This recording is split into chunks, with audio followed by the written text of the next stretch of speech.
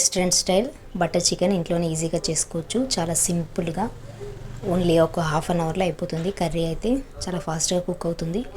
So ఇదైతే రోటీస్లోకి, నాన్స్లోకి, ఇంకా biryani rice ఉంటుంది కదా, బగారా రైస్, వాటిలోకి అయితే చాలా బాగుంటుంది. సో ఇప్పుడు ప్రాసెస్ అయితే చూసేద్దాము. ఇక్కడ నేను బోన్లెస్ చికెన్ అయితే ఒక హాఫ్ కేజీ వరకు తీసుకున్నాను.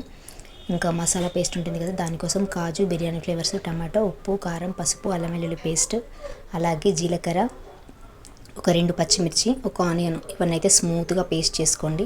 సో ఇప్పుడు చికెన్కి ఆ పేస్ట్ అంతా మిక్స్ చేసి, అలాగే కొంచెం ఒక హాఫ్ కప్పు పెరుగు కూడా వేసి మొత్తం మిక్స్ చేసి ఒక 10 to 15 మినిట్స్ అయితే పక్కన పెట్టేసుకోండి. ఆ పేస్ట్ అంతా చికెన్కి మంచిగా పట్టాలన్నమాట, మసాలా అది అంతా. సో ఇలా పక్కన పెట్టేసుకున్న తర్వాత ఇంకా డైరెక్ట్గా స్టవ్ మీద అయితే పెట్టేసుకోండి. ఇందులో నేను ఆయిల్ కూడా వేయలేదు. మీడియం ఫ్లేమ్లో అయినా సిమ్లో అయినా పెట్టేసి ఒక 20 మినిట్స్ అయితే వదిలేయండి. చికెన్ మంచిగా కుక్ అవుతుంది. ఇందులో మీరు ఆయిల్ వేసుకుంటే వేసుకోవచ్చు, ఆప్షనల్. నేనైతే వేయలేదు. సో ఇలాగే చేసేద్దామని, ఆయిల్ లేకుండా హెల్దీ కదా అని.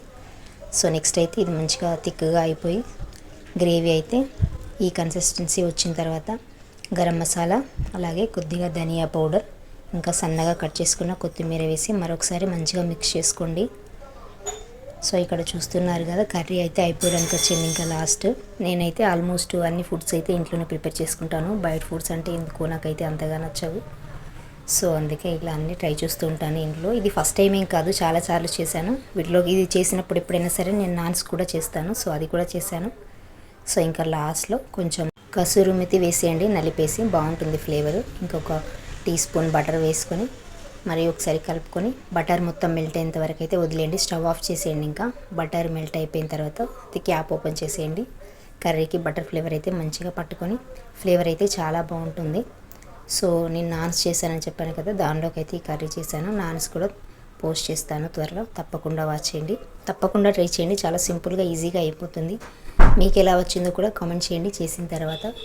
సో వీడియో నచ్చితే లైక్ చేయండి, షేర్ చేయండి, సబ్స్క్రైబ్ చేసుకోండి అప్పు ఫుడ్ డైరీస్ని.